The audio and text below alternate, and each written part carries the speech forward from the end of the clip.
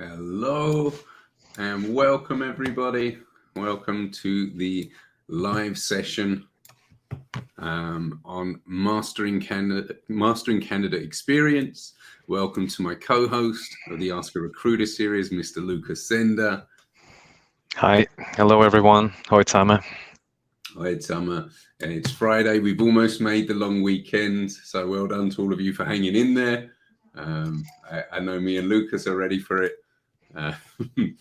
Yes, we are. Absolutely, we were just discussing it before. But how are you doing, buddy? Everything good? Yes, everything is fine. The last days have been pretty busy, I must say. So the holidays, they are approaching, and everyone wants something before before that. Yeah. But it keeps us busy, and being busy is a good thing. How are you doing? Yeah, I'm doing good. We've just come off the back of a very busy period of time. We had the HR festival last week. We had an offsite the week before, the Swiss recruitment startups. It feels like March was the month of events and exhibitions and everything. So just very happy to be back somehow to normal. Could you tell a little bit about the HR festival? How was it? Because I did not have the occasion to go there. We were there last year as visitors, and this was the first time that we did it then having a stand, which was really cool. And I think overall it was a success. I think about 5,000, almost 5,000 HRers came over the 2 days. Was a good vibe. I think, last year was special because it was the first one since after COVID, I think. So, everyone was a bit kind of giddy and just really happy to be meeting and networking. And this year was a bit more toned down, but still really cool. There was some great stands, great people, great vibes. As always, we were meeting our clients, candidates, placements, everything like that. There was a cool party on the Tuesday night with Mark Sway, and it was funny to see Katerina, who works with me, fangirling over Mark Sway, which was really cool. I got to see a lot of people that I used to work with from different companies. So that was also really nice, seeing all the old faces and having a few drinks together. So nice. Yeah, Mark Sway, he has a great voice. He's a fantastic singer. Yeah, amazing. Absolutely. And I saw on LinkedIn, I saw the pictures of you and your stand, and it looked brilliant. Also, that frame that you were putting in front of your face, with the LinkedIn kind of, Yeah, exactly. It was funny. People thought we were LinkedIn. People came up because of this frame that we had. Oh, really? Pictures. People came up and said, "Oh, finally, LinkedIn! I found you." It's like, no, we're not LinkedIn. We recruit. So you could have probably sold a lot of recruiting accounts. The recruitment lights. Yeah, exactly. Just sign here. Yeah. No, it was really cool. Katrina did an amazing job of kind of co-designing the stand and all the elements, and we were really proud about that. It was felt really good. So it was good. It was a success. It's always hard to measure these things because in regards to what is success when it's a branding and networking exercise. You define what it is, right? Yeah, exactly. For us, it was fun. It was great, and it was really really cool to see so many people. So. Yeah, and hi everyone to our guest people looking, Thomas, David, Jonas, everyone. Thanks a lot for joining today's session. Me and Lucas looking forward to it to get back to the Ask a Recruiter series. It's been a while, or it's been a minute, as they say. And mastering candidate experience, I think it's a great topic. I love the topic, and obviously with Lucas by my side. We're looking to explore some of the art of creating an exceptional experience for candidates. Obviously, there's a lot of really experienced people out there, so I'm sure you have your thoughts, your ideas. Please share in the comments. Let us know what you're thinking about what we're saying. Ask your questions. Don't be shy. It's what it's all about. We want to be here to engage with you, to have fun together. So please make sure that you get involved in some of the questions as well. Let's sit back, or let you sit back, relax, and and get started. We can jump straight in to the first question. Here, there we go. So, Lucas, what are some of the common mistakes that you that recruiters make when it comes to the experience, and yeah, how can we go, or how can they go as well about avoiding them? Oh, where to start? There's so many mistakes that one can possibly make. Yeah. I would say my number one would be bad communication in general. I think it all comes down to communication. Maybe this is a bit too broad, but it's a good thing to start, I think.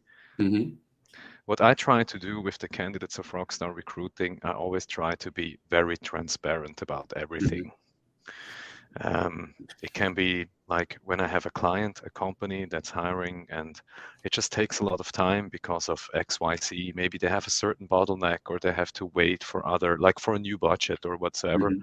I will immediately tell the candidate, hey, this might go like up to 1 month or even 6 weeks until we get like proper feedback, just to prepare the person, in the proper way. Also about salary, this is a very sensitive topic. Always the money. I will never oversell something. I will never, say something that is not like 100% sure. I just always try to be 100% fully transparent. And maybe when you start in our job, you are like a young recruiter, you think like you always have to oversell stuff, like try to convince people too hard, I think that's leading to a lot of mistakes. And so it's for the me, best opportunity, the best company. It's exactly that kind of thing. Of course, I mean, I don't shy away. If I really like a company and I really like what they do, and what their culture is made of, and etc. etc. Of course, I tell the candidate, but I always try to keep the communication 100% transparent. I think that's my number one. Yeah. Okay. What do you think? I mean, I think you covered a few of them there. I think if I had to start from one point, when we talk about candidate experience, I think it's possibly not having a plan or idea what you want the candidate experience to be and to look like. You can only kind of define it and work towards something if you know what you actually want it to be. And I think that that's something that should come from the company that you work for, that there's a clear kind of process, there's a clear expectation of what candidate engagement and candidate experience looks like. And I would probably hazard a guess and say that, I don't know, at least 50% of recruitment companies out there, if not more, actually don't have a plan. They just assume that, there's going to be certain things. You talk about transparency and it should be a given, but there's plenty of companies out there that maybe don't give a training or a coaching or a structure to the recruiters about that. So I definitely think, having a plan and an idea kind of avoids making mistakes, because then at least you're following that. I love what you said about the transparency and obviously, as you say, it starts with the communication, right? So keeping people informed, setting the expectations. How is this going to go? If you know that your client normally or maybe is going to take a couple of weeks before there's feedback, let them know that. It takes all of the frustration out of the process immediately, because they know, okay, if I've not heard in a couple of weeks, that's fine, because that's how long Lucas or Lee or whoever, said that it's going to take. So it's really about this this clear communication. I think feedback after interview is probably one of the hottest topics as well, and one of the biggest criticisms I think recruiters get. So a candidate goes to an interview and they don't really get a feedback or not an accurate feedback on why they've not been chosen or rejected. And I think maybe we're at times too quick to accept the answer that we get from the manager. And especially if we have, let's say there's 2 of our candidates in the process and the hiring manager says, hey, we want to continue with candidate B. Candidate A, we weren't as impressed with. And they just accept that as the feedback.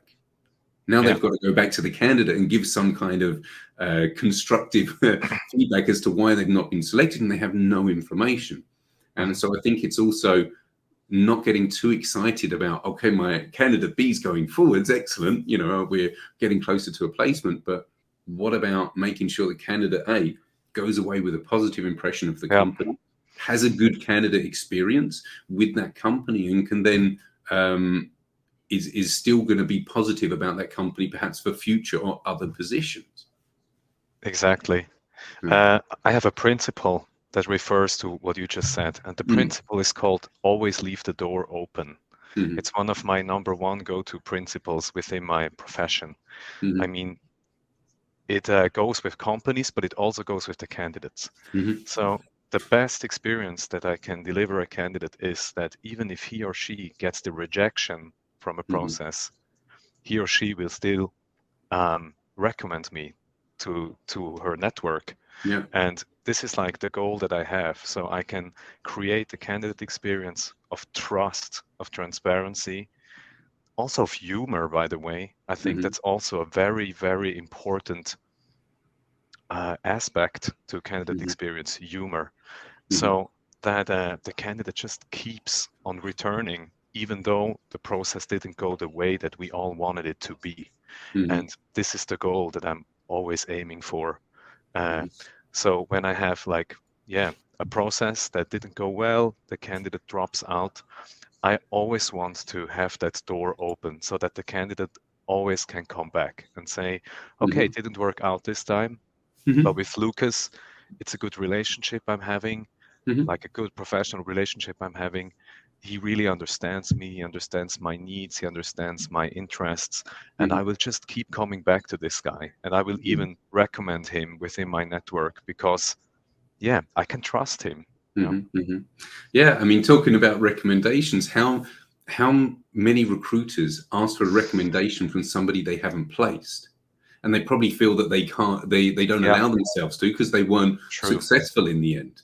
But actually, if you're doing a great job, if you're managing that candidate experience, you should also be able to ask people that didn't get the job to give you a recommendation on LinkedIn and things. And if you feel like you can't ask them, maybe there's more to the candidate experience and that whole relationship you have with the candidates you're not successful with.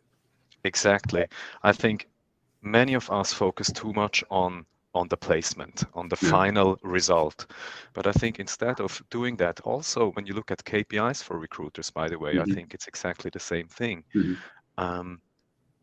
We should take care to not focus so much on the end result. We should take care about the process, really love the process, love talking to the people, like really wanting to understand what it is that they want and where they want to go. And I think this brings a lot of joy into our profession. And in the end, eventually, and I'm convinced of that, will lead to more placements. Yeah. Absolutely, and especially I think on the Swiss market, we measured our some of our statistics of where the candidates came from and our placements. And I think we were more than 40% of our placements came from referrals, network, recommendations, and that comes from having a stance of just helping people, creating great experiences, looking after your network, and I think that's can't be undervalued at all. Yeah, understanding people. Yeah, right. This reminds me of a talk I once had with Patrick from Swisscom. We were having a panel together at the Swisscom Business Days, and the topic was Fachkräftemangel, like war on talent in English. And my main point in that discussion was that maybe we should stop talking about candidate experience. Maybe experience is the wrong word because it makes companies think of that almost like Disneylandish kind of funnel where you have the candidate and then you have like to have crazy user interfaces and what do I know. But I don't think it's so much about that. It should be more like candidate relationship. I think candidate relationship is by far the better way to think of it than candidate experience. A good relationship for me in the hierarchy is higher. A good relationship will always lead to a good candidate experience. And it's not the other way around. You can have a good candidate experience, but you don't have a relationship to the candidate, and he will not come back. So for me, that's clearly like a hierarchy. So I would go for relationship before experience. Yeah, it's a great way to look at it. And you're right. If you have a relationship, people will come back because there's something there than just an exchange, even regardless of how positive it was. Yeah. Yes. We've had a question come in. Let me bring it in. This was actually from Daniel.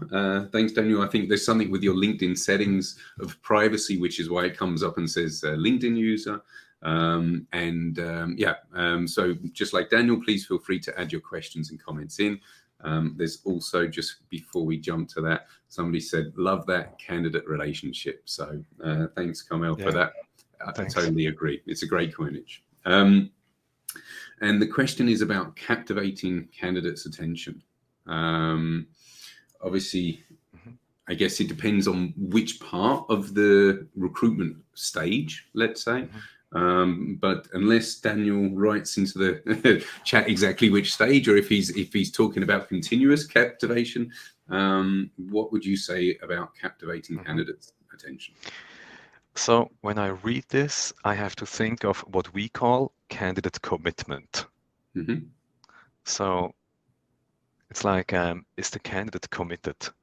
So I would say the opposite would be the candidate ghosts me. So how can I captivate his attention, right? And candidate commitment, I think, is a very much like connected topic to candidate experience. But again, honestly, I come back to the same resolution. How do I get a committed candidate? If I can establish a good relationship to her or to him. Because if we have a good relationship, the person would feel bad to not come back to me, right? So, and also it has to do a lot with trust. So you really have to establish a professional, nice relationship so that the person likes spending time with you, likes giving information to you, sharing information, likes to tell you about his or her needs, interests, aims, maybe even dreams. So for me, again, it might sound a little bit boring now, but I would come up with the exact same thing. It's about learning how to establish a good relationship with somebody you maybe only talk for half an hour even in a video call. Yeah, I think it's about that real interaction, right? If you come from a genuine place of wanting to help people, of being respectful, being kind, adding value in the process, having good moments, laughing, building a relationship, as you say, then you're going to have their attention, you're going to have their commitment, and certainly it's a lot harder to ghost a recruiter that you actually like and have that already that connection with and that relationship.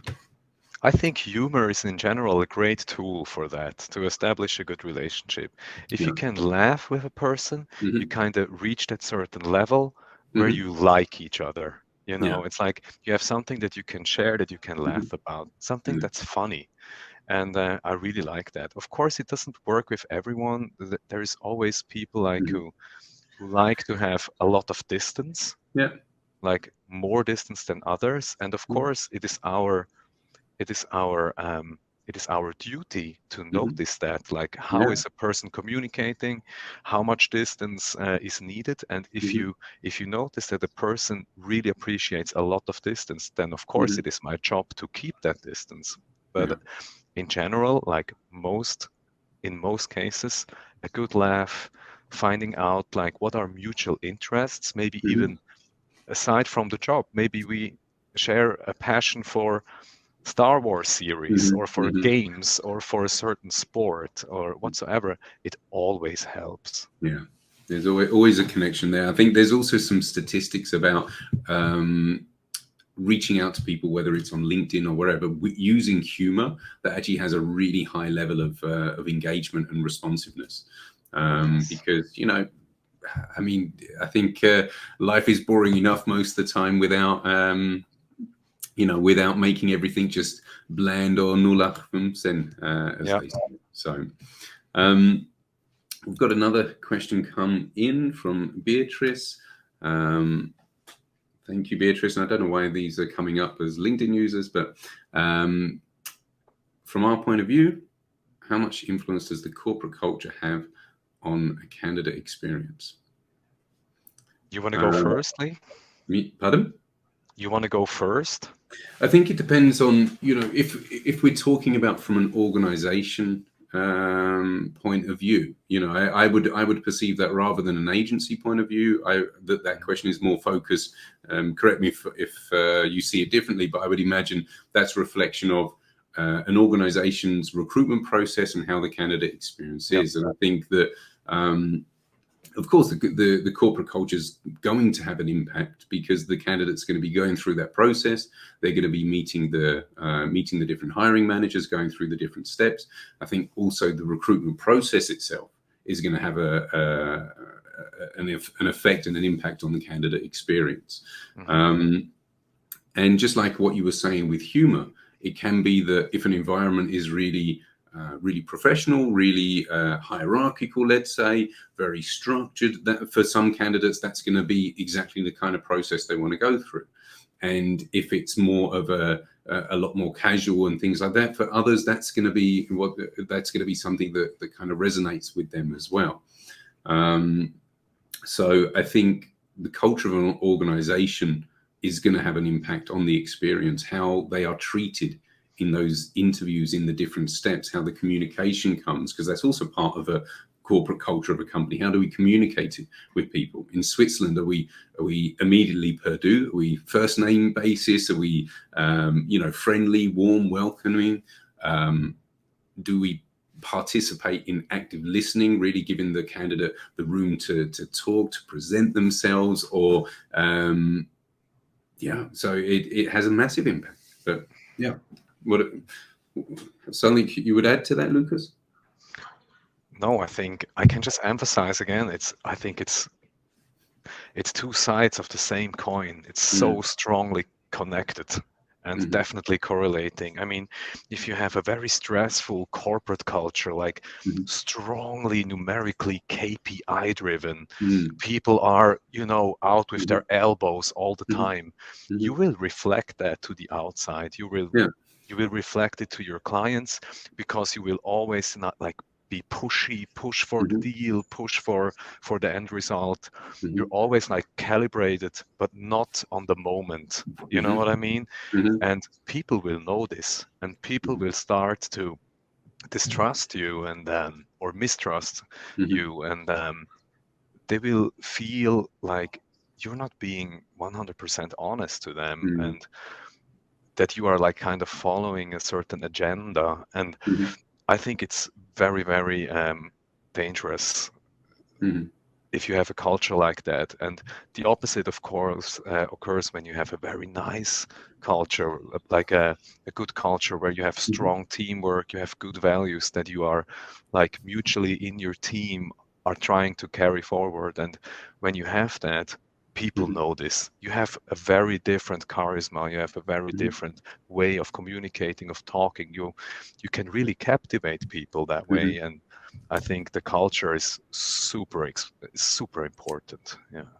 I think it comes back to what you said at the beginning of the session about how you communicate, about transparency, and about making sure that what you are, let's say, selling and positioning to the candidate is a reflection of the opportunity. When we joked about it's the best company ever and the best opportunity, ultimately the candidate experience, the recruitment experience also needs to be somewhat of a reflection of what the reality is within the environment.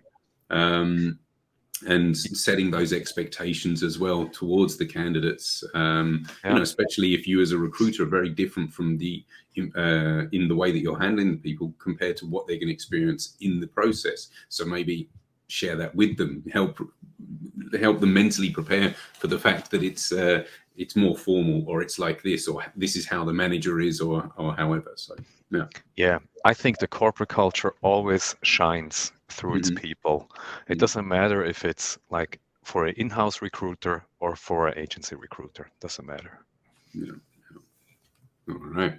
Thank you very much, Beatrice, for the question. Keep the questions coming. It's always much more fun for us to answer the live questions as opposed to the questions that we had prepared or that we received in advance. So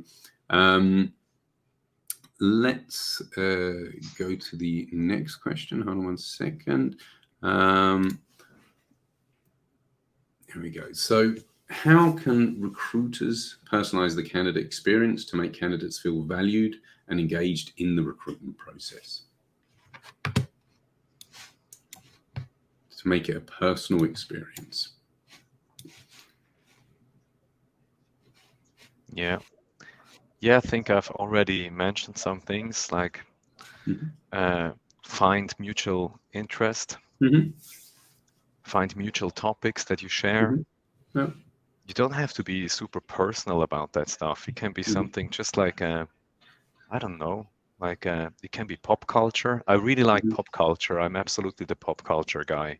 So there is almost non-candidate interview where I'm not talking about movies or about series or about certain games or something like that, music especially.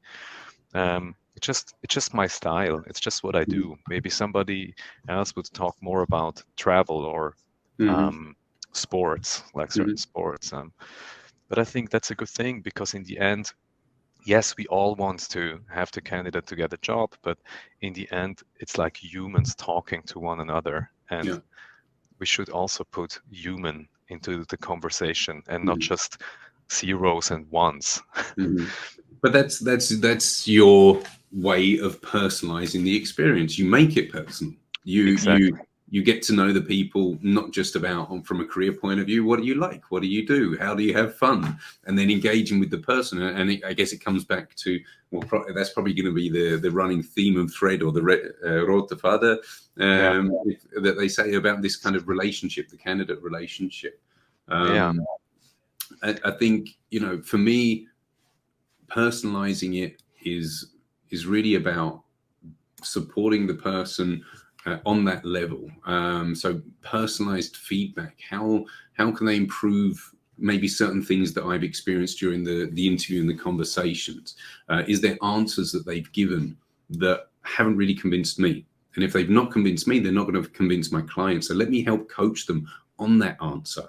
Whether it's about why they left a previous position or what happened, or something which can often be something that people focus towards negatives, or they struggle, especially if it didn't end up in a great way, or if it was a short period of time. Some people struggle, then naturally to be able to articulate and say why it was. So, give them some advice, help them learn, or tell them outright, I'm not 100% convinced. I sometimes have asked the question and say, look, there's been really, in the last few years, a lot of changes.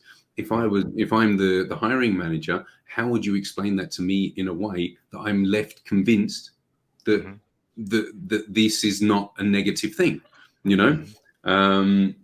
So it goes to also spotting issues in the CV. So really coaching them on that level personalizes the candidate experience. It makes them feel appreciated. It makes them, again, it brings you further towards this relationship. So that's kind of, for me, one of the key things. I'm always looking at how can I add some value? How can I give them some advice using my years of experience? Help them improve themselves, or even, again, whether it's for the role that I'm discussing with them or just in general. Yes. Yeah, I mean, that's always, and I think they really appreciate that because it takes them further on their path. It makes things easier for them. It gives them maybe sometimes something like a guideline that they can follow when they feel insecure in job interviews. And of course, like offering services like that is really strengthening the relationships with the candidates. Yes, I have the same, and I always offer a lot of like coaching on interviews or CVs or whatever is part of the journey. Yeah, it's really good. Awesome. I think it's also about, even for me, it starts as well at the outreach. When I'm reaching out to people, I try to make it as individual as possible, especially if it's somebody that I don't know, really focusing on them and often even sending a video to them after connecting to them on LinkedIn to kind of really show the level of personalization that I'm going to bring into the process. That's great. Yeah, I think we have discussed that before in another session. That's really your style. That's pretty awesome. Yeah. Yeah. Well, you can't say like that's hyper personalization, right? You can't be more personal than having a dedicated video for you, saying why I think we should have a conversation or however it may be in the process. So, okay. Let's go a bit towards tech. And I think there's a lot of things happening in the world at the moment. But what about, how do you see it from technology? How does this play into the candidate experience? How can recruiters leverage technology? Where do you see that in regards to the candidate experience? Well, I don't know what I can refer to here, but maybe I can just tell you what tool that I am using, and it's very simple. And I just use messenger apps. I don't use email a lot when I communicate with candidates. I use messenger apps such as WhatsApp, Signal, Telegram. And for me, this is like the number one go-to communication channel. It really stepped up my game when it comes to candidate experience, candidate commitment, candidate relationship building. I always communicate through these, and I get responses very quickly, sometimes really like immediately. I always reach the candidates. I can highly recommend doing that. If that's like a big tech thing now, I doubt it, but it's just the technology that I use for communication mainly. I think I think technology on my side, I mean, I'm the same. I also use WhatsApp a lot. I do a lot of voice messages as well, because I just sometimes I like to make sure that the emotion and the intent of what I'm writing is in the right way. And especially, for example, if I'm introducing a company, or one thing I often do before an interview, I'll often send the candidate a voice message saying, okay, so I just want to remind you about the company. This is where they're at. This is what's happening. This is what the culture's like. I try to sell, a bit the opportunity, of course, and get them excited about the interview. I think at times we can be a bit intimidated and anxious about an interview, and to be able to say, look, you're going to meet, Lucas, and he's like this, and, to try and make it much more human, to take the fear of meeting the hiring manager. Actually, he's a really cool guy, so it kind of helps the person mentally prepare as well. And at the same time, as a recruiter, helps you reinforce the reasons why we're putting the person to that company at the first place, and refreshes what we've discussed, which might have been 1 or 2 weeks ago, before the actual interview gets Yes, started. of course. Yeah. I think as well, for me, it's about kind of streamlining processes as well. And I think this is where one of the biggest challenges in candidate experience, candidate engagement, candidate relationships is we're dealing with so many people at any one time. And I think unless you're extremely structured, it's actually very challenging without technology, unless you have a clear, or maybe you have a magic trick there. But to make sure that I'm keeping in touch with all of the different candidates in all of the different moments. Giving an example of, I've spoken to somebody 4 weeks ago. We did a first conversation. I spent an hour, really engaged, built the relationship. I don't have anything for them right now. I don't have an opportunity I can present. And unless something comes up that triggers my recruiter brain, where I'm like, this person's going to be great for that role, there's a possibility I'm going to forget about that person or not have them on the top of mind. And I think this is where automation and technology can really come in and play a big part, because you can set certain, what is it called? ITTT, if this, then that rules. If a candidate hasn't had any notes added to them in the CRM or any email or any phone call added in the last 4 weeks, then this happens. Whether that's an email goes out, whether I get a reminder to say, hey, you've forgotten about that person, or, don't forget about that person, reach out to them. And you can do this along periods of time, as opposed to having to put things in your diary constantly across, maybe 20, 30, 50 candidates that you're speaking to in any 1 month. So I think these kind of things can really help. It's just unfortunate that not all CRMs have it. I imagine that, again, I always throw out statistics from nowhere, but I would imagine 70, 80% of recruitment companies do not have a tool that can do that, if not more. I know very few people that actually have a tool in place that can set up these kind of rules to make sure that the candidates are not being forgotten. So these are the kind of things that need to happen and need to be integrated into all of the tools that we're using. It shouldn't always be an add-on or an extra or another tool that we have to use. It should be part of a CRM. Yeah, absolutely agree. So what I do from time to time, maybe this is a little bit different. Maybe not so many people do it. Sometimes I just have a coffee and I look through the profiles in the CRM, just like reading the newspapers.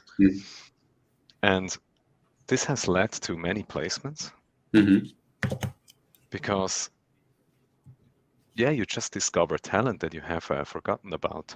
And another thing is I use the birthday function. Every time one of my candies has birthday, I reach out to them and I send them something nice. And this also has led to placements with candidates that I haven't thought about at least a year, right?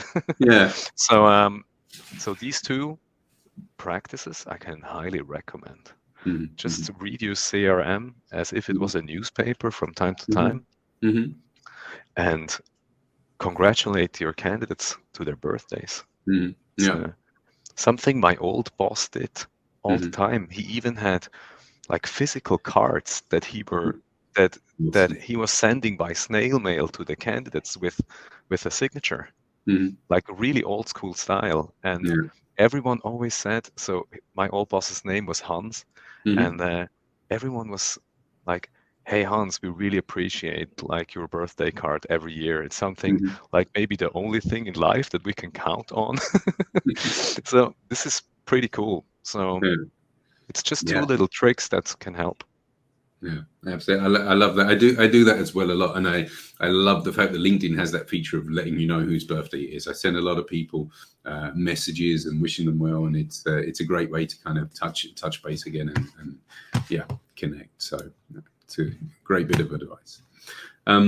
Let us know if you have questions, comments, things you'd like to add. If you have other questions you would like us to answer. Let's talk about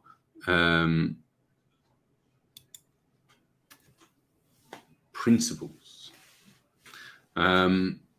Clear principles. I mean, have you formulated? Do you follow any principles when it comes to candidate experience? Yeah, one I have already mentioned. And is it set by the company? I mean, well, one I have already mentioned is always leave the door open. And I think it's a principle not only for candidate experience, but generally in life. Doors do not always open. It doesn't matter if it is a potential client, if it is like if you're dating someone, or if you are a salesperson and you are selling a product out on the market, or if you want to have a great relationship to a candidate of yours, and then finally place the person or lend the person to a company. Doors do not always open in general. So I think it's important that at least the door in my house stays open, so people can at any time walk through it when they feel like it or when the timing is right. So this is one of my main principles. Always leave the door open. Yeah, I think you mentioned some of them at the beginning as well, about transparency and things like this. I think for me, personalization and being human is kind of clear principles that we have, trying to help people regardless of if it's something that benefits us or not, because we are recruitment experts, and the amount of time, especially when you're doing things on LinkedIn and making posts, you get approached a lot by people who need a little bit of advice or need a bit of help. So, I had an example of someone who called me looking for a job, and unfortunately they'd had a bad reference from their previous job, and they were struggling to find one. And I spent, I think, 25 minutes walking to my lunch appointment, trying to give them some advice and helping, and again, just putting the human in the recruitment process, basically. So I think for me, it's about that. It's about really trying to help genuinely. Everyone gets a response that reaches out to me, even if it's not the response they want, they get one. And I think that's also about accessibility, being reachable, being, not that someone's chasing you for 2 days and they can't reach you or can't get anything from you. So I think that these are the kind of principles that we have and I have, certainly. Yes. Another one that I mentioned before was always like trust the process, focus on the process. Don't focus too much on the end result. I think in our profession, that's very important. Of course, it's very nice to like have a deal when you are like a third party agency recruiter. Of course, it's nice to recruit a very good candidate for your company if you are an in-house recruiter. This is the goal, I understand. But if you only focus on that, you might lose your direction. It's like you are a football fan, right, Lee? Yeah. And I mean, you cannot always be, what is the name of the Stürmer in English? A striker. You cannot always be the striker doing the goals. Yeah. You have to have a good defense if something happens that's not expected. You have to have a good middle game to build up your game. And then if everything works well, it leads to a goal. That's the result. So I think that's also a very nice principle in recruiting, candidate experience, and so forth. Trust the process, pay attention to the process, the little bits like how do I approach candidates? How do I speak to them?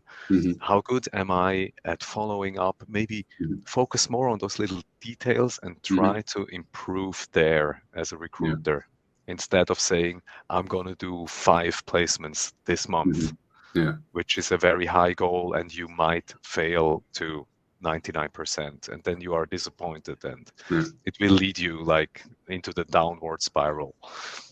So to speak. I love that, Luke, because I think, if you only get joy and the only goal is about making the placements, then it's not going to be long before recruitment isn't something you get much pleasure from. And I think as a recruiter, you need purpose. And if the result of your purpose is to make placements, but your purpose is to help people, to support people, to make an impact, to change lives, to this is something that is a purpose, not making placements. The placements will happen because you're doing all of these things, and all of these things will bring you to recommendations, referrals, especially on the Swiss market.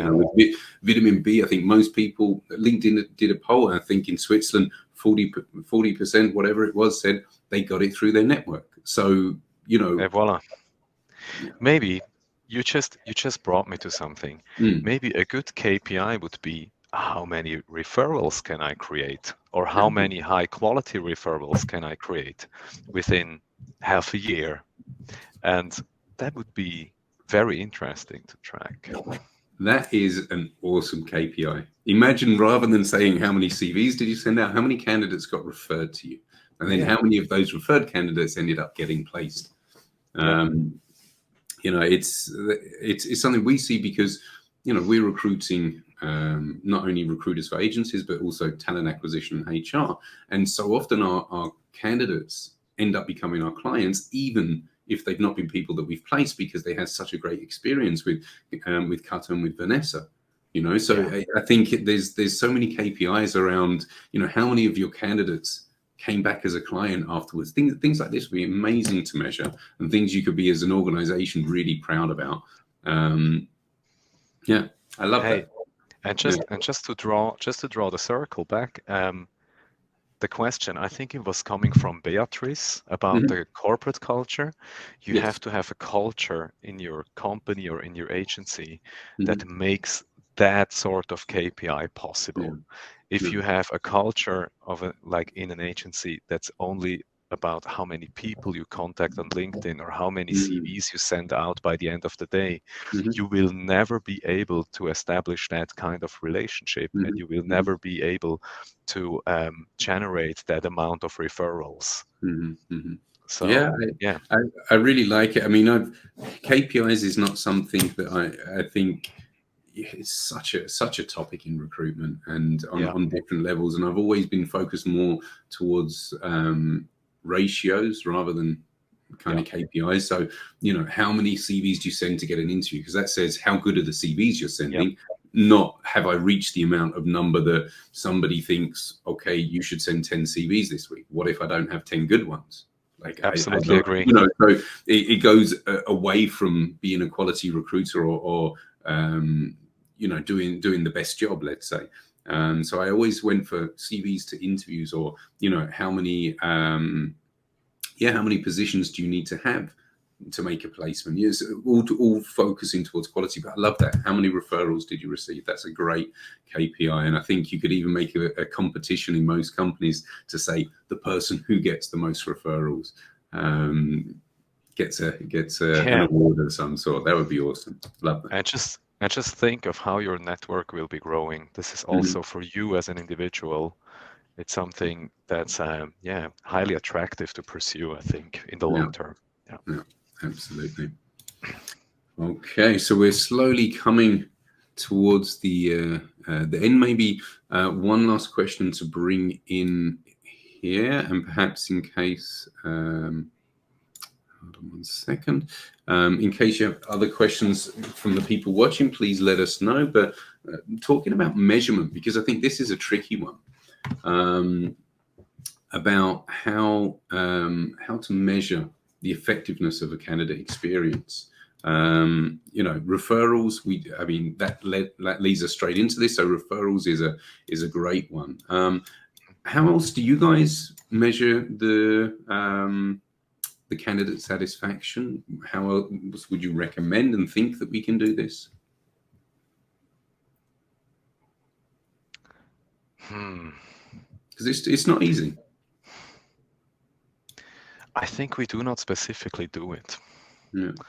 But again, maybe we should pay more focus on it. It's I think the one that we just came up with, like for example, measuring referrals, that would be a fantastic way. And of course, I 100% agree with you.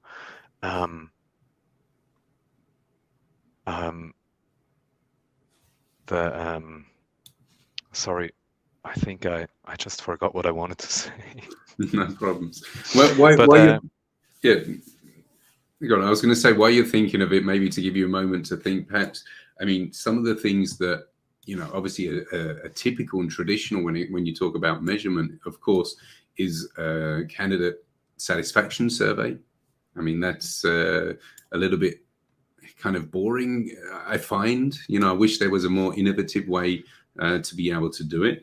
I think things like offer acceptance rates, I think, is a good measurement of the experience. So how many candidates do you have that get an offer that don't accept it? Of course, it's not always in your control, but it also shows about how things have been managed along the way. It tells a story about the experience that candidate would have had. And coming back to, this, perhaps this is a great one as well. Coming back to what I mentioned earlier, is how many recommendations do you get from candidates that you didn't place? Yes, fantastic. And now it came back to my mind what I wanted to say. Ratios. like ratios. Everything that leads to quality should be measured. And it should not be the number of CVs sent out, in my point of view. Yeah. No, I think the ratio it was always key for me. Yeah. No, but I think that's a great one. If you're able to, because a candidate that's had a good candidate experience is not so likely to give you a recommendation, to go out of their way to, write a recommendation. Maybe they would do a Google thing, but if you say on LinkedIn or something like this, write me a recommendation, that takes a little bit of time and conscious effort. So if you've made an impact, if you've really helped that person, regardless of making the placement, if you've given them this great candidate experience, they will do it, because I think people appreciate the difference between a great recruiter and everyone else, honestly speaking. And I think that would be a great kind of signal as an organization to say, we measure our candidate experience based on how many recommendations we get from candidates we didn't place. Yes. That would be awesome. That would be awesome. Yeah. It's also something that you could communicate openly to the outside. It would be amazing. I think nobody does that, at least not to my knowledge. Yeah. Well, so here is some free advice, which is brilliant. I should definitely talk with Justus of Rockstar about it. It's exactly. Really good. So we need to come up with one more at some point, maybe over a beer. Referrals as a KPI, references from non-placed candidates. We need maybe one more, and then we've got the beautiful metrics of what could be a great recruitment company. Yeah. We've had another good brainstorming session, man. Absolutely. I know. So we got another thing to come in as well. Another question. I don't know if it's a question or a statement. Kamel said that she's a candidate, demonstrated satisfaction following the HR professional at LinkedIn. She learned a lot of things from them, and on the other hand, I want her success. Okay. Yeah, that's good. All right. Thank you for the message, Kamel. Yeah. Good. Okay. I think we covered pretty much all the questions, if I'm not mistaken. So that only leaves us to say thank you to everybody for taking part, for listening in, for all of the comments. Of course, thank you to Lucas, my co-host and fellow brainstormer, for an awesome exchange and session as always. And I wish everybody a fantastic long weekend. Happy Easter, happy Pesach, enjoy. And Lucas, I look forward to the next Ask a Recruiter session as always. Keep on rocking there at Rockstar Recruitment. And thanks for joining. Yeah, I just have to say thank you for having me again. And I really enjoy these sessions. And I think what you have created, Lee, with We Recruit, the sessions, everything you put online on LinkedIn, it's so valuable. It's so outstandingly unique. And I think everyone should appreciate it. It's just amazing. Thanks for having me, man. I appreciate it. Nothing but love. Thanks, Lucas. Keep on rocking, dude. Ciao, ciao. Bye-bye. Cheers, Summer.